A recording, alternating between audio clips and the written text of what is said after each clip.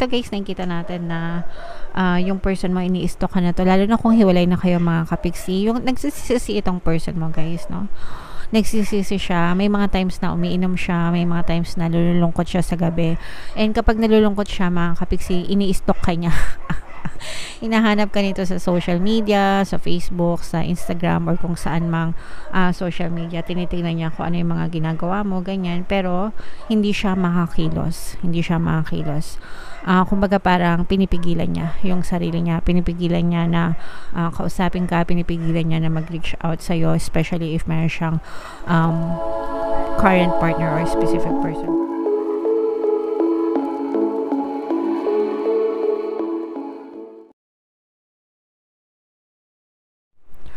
Hello guys, hello Taurus, welcome back to Pinoy Pixie Tarot. Ang pamagat ng ating episode for tonight is feelings reading. Ito yung ating ano ang nararamdaman niya sa'yo. So, ito yung feelings reading natin para malaman nyo kung ano yung nararamdaman sa inyo ng inyong partner or specific person. So, general reading lang guys. Pwede mag-resonate, pwedeng hindi. Combination ng positive and negative energy. Pwedeng ma-pick up yung energy nyo, pwedeng ma-pick up yung energy ng person nyo. Roles can be reversed guys. If in case hindi kayo naka-resonate dito, try nyong panoorin yung video para dun sa zodiac sign ng person nyo guys, baka nandun yung energy nyo, okay? So dito sa deck na to, tingnan natin kung anong gustong sabihin sa inyo ng inyong person. By the way guys, itong deck na to ay galing kay Miss May Love Tarot. If hindi pa kayo nakasubscribe sa kanya, nandito din siya sa YouTube mga kapiksi, hanapin nyo na lang May Love Tarot. Okay, so ito yung mga gustong sabihin sa inyo ng iyong person. Takot ako sa commitment, sana patawarin mo ako, may mahal na akong iba mga kapiksi. Alright? So yun yung mga mensahe sa inyo ng inyong partner o specific person. May nagawa siyang kasalanan sa inyo mga kapiksi, okay? Kasi gusto niyang humingi ng tawad sa inyo eh. Sana patawarin mo ako. And maaaring ito yung parang broken promise ito guys. Broken promise niya sa'yo. Kasi pwedeng nag-commit siya sa'yo pero hindi siya ready nung time na nag-commit siya sa'yo. Okay? Pwedeng in a relationship pa kayo right now pero nagkakagulo na yung relationship nyo, or pwedeng umalis na tong person mo, pwedeng hiwalay na kayo ganyan, lumayo na siya sa'yo dahil takot siya sa commitment sa'yo, and one of the reasons din is may mahal na siyang iba. Pwedeng may third party, may mahal na siyang iba pero hindi siya committed dito sa person na to kasi takot din siya sa commitment, okay? So pwedeng parang freelance. Okay, yung person mo parang freelancing lang siya, no? Parang gusto niya jowa-jowa lang, walang seryosong commitment, ganyan. Para madaling lumipad-lipad sa ibang pugad, kumbaga. Parang ganun lang siya mga kapiksi, okay? And maaaring yun din yung reason kung bakit nakipaghiwalay siya sa'yo, or kung hiwalay na kayo, ganyan, or kung hindi na kayo nag-uusap, ganyan. Ito yung mga reasons mga kapiksi. So kung hindi pa siya humingi ng tawad sa'yo personal mga kapiksi, no, gusto niya namang mag-sorry sa'yo na baka hindi niya lang nasasabi. Sometimes kasi yung salitang sorry napakahirap sabihin kasi halo-halong emosyon yung nakapalibot. Pwedeng nahihiya, pwedeng sobrang guilty, or pwede rin na walang konsensya. So alin dun sa tatlong yon mga kapiksi, no, yung nararamdaman ng person mo kaya hindi siya nagsasorry sa'yo. Pero malamang-lamang dun yun sa either nahihiya or guilty, ganyan, no, nahihiya or guilty kaya hindi siya nagsasorry. Pero nagsasorry ng personal. Pero the fact na lumabas tong mensahe na to, ibig sabihin kahit pa paano may konsensya naman yung person mo, hindi niya lang masabi ng harap-harapan sa iyo, lalo na kung may third party kasi sobrang guilty siya. Madalas ganun guys, pagka may third party, sobrang guilty ng person. Ayaw nila na mukha silang guilty. Ayaw nila na mukhang sila yung may kasalanan. Ganyan. Kaya hindi sila nagsasorry, no? Ganun yung nila pattern of thoughts nila, mga kapiksi, no? Yeah. So, yeah. Comment down below, Taurus, if feeling nyo naka-resonate kayo dyan sa mga mensahe na yan. So, dito sa deck na to naman, second deck, titingnan natin yung mga emosyon na nakapaloob dito sa relationship. Pwedeng nararamdaman mo, pwedeng nararamdaman ng person mo, pwedeng nararamdaman yung dalawa. Okay? So, tingnan natin guys. Comment down below guys if naka-resonate kayo. Creative, ito ay nag-i-imagine mga kapiksi. Meron din tayong, ayan o, embarrassed, nahihiya. Diba sabi ko sa inyo? Kaya hindi niya masabi na harap-harapan sa'yo na mag-sorry siya because nahiya siya. Sobrang embarrassed siya dahil malaki yung nagawa niya sa'yo, guys, no? Kumbaga parang guilty, kaya nahihiya. Ganon, no? And, pero, ayan, so, pero kahit na ganito, ito guys, parang feeling ko, itong person mo, once upon a time, parang naging inspiration ka sa kanya.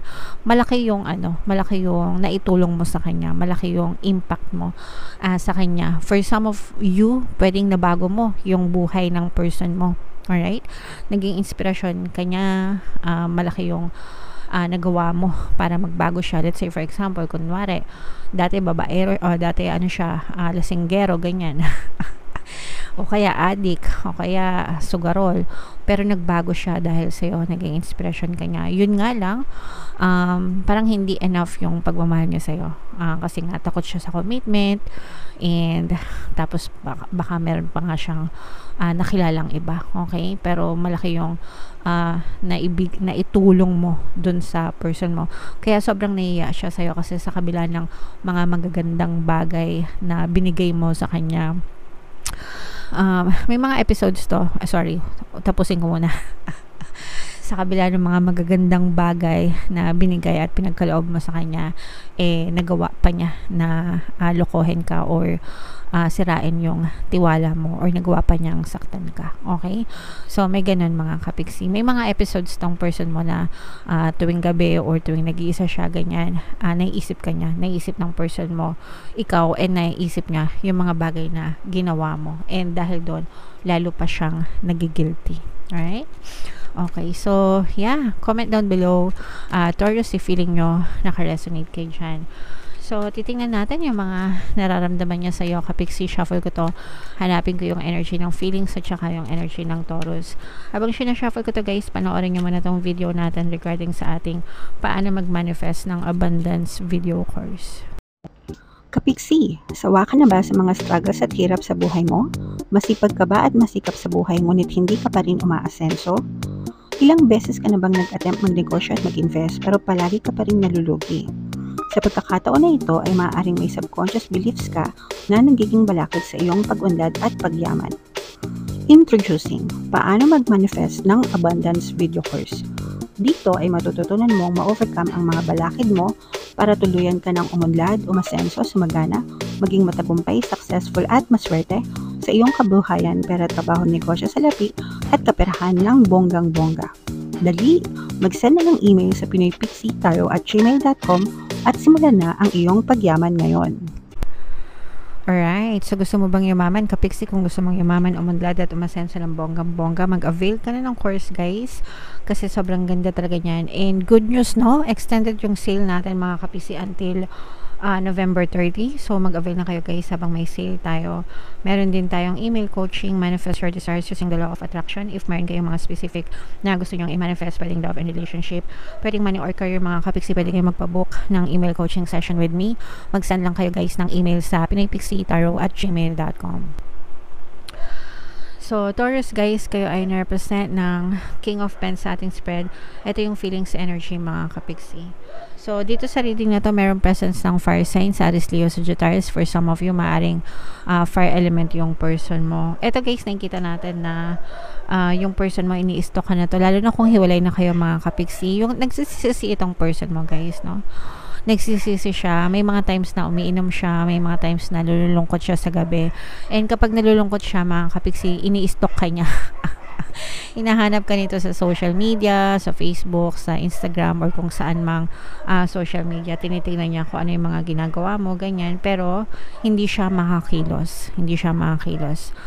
Kumbaga parang pinipigilan niya yung sarili niya. Pinipigilan niya na kausapin ka, pinipigilan niya na mag-reach out sa'yo, especially if meron siyang current partner or specific person kung meron na siya, kung sumama na siya sa third party, mga kapiksi.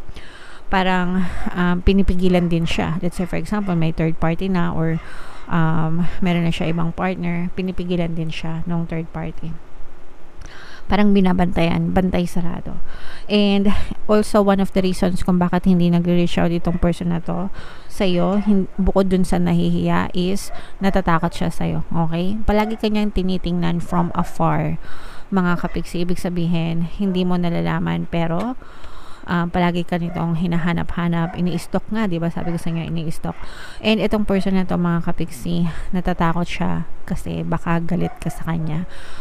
So, yun.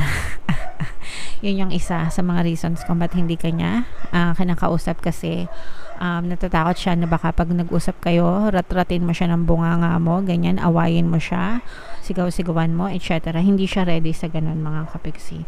Pero deep inside, itong person mo, this person wants you to be happy kahit na hindi siya yung kasama mo. So, let's say for example, meron ka ng karelasyon, nakikita ka niya, gusto niya, deep inside, masaya siya na masaya ka kahit hindi siya yung nakakapagpasaya sa'yo, because alam niya na hindi niya maibibigay sa'yo kung ano yung dinedemand mo sa kanya, kapiksi. Alright? So, parang parang wini-wish niya na masaya ka, ganyan. So, parang yeah. Mayroong presence ng Earth sign, Aquarius, Gemini, Libra. Ayan, no, may mga gabi na nangungulila siya, mga kapiksi, na hanap-hanap ka niya, namimiss ka niya. And may mga times din na, especially pagka, the reason why kung bakit ini-stalk ka niya is gusto ka niyang makita. Okay? I'm sensing na for some of you, maaring nag-i-imagine itong person na to, na kausap ka. Parang ini-imagine niya, or pwedeng ini-imagine niya yung mga memories niyo together, tapos ini-imagine niya na nag-uusap kayo, magkasama kayo, magka-holding hands kayo, ganyan. Yun. Pero palagi kang tumatakbo sa isip nito, sa isip niya, mga kapiksi. And itong person na to, parang gusto niyang magkaroon ng pagkakataon, opportunity na mag-meet kayo. Yung tipong hindi yung hindi yung sinasadyang magkita, pero yung tipong, let's say for example, nagmo-mall kayo, ganyan, bigla na lang kayo magkasalubong, bigla na lang kayo magkita, parang pelikula. Yung hindi pinag-uusapan ba, parang aksidente sa, okay naman nagkaroon kayo ng school reunion, ganyan, kung magka-batch kayo sa school dati, ganyan, parang wini-wish ng person mo na magkita ulit kayo nang hindi sinasadya, ganyan. And yeah, so para sa kanya masaya siya na nakikita kanya kahit hindi kanya nakausap. Kaya nga ini-stalk ka nitong person mo kasi picture mo lang sapat na para sa kanya. Alright? Okay, so comment down below, Taurus, if naka-resonate kayo, sarili nyo tayo, feeling nyo naka-resonate kayo. Ito yung ating 2024 kapalaran, guys. Kung hindi nyo pa napapanood, panoorin nyo na. Super nice, super ganda. And ito naman yung ating success stories ng paano mag-manifest ng abundance video course. Thank you for liking, sharing, and subscribing, guys. And see you again next time. I love you all. Have a nice day. Bye-bye.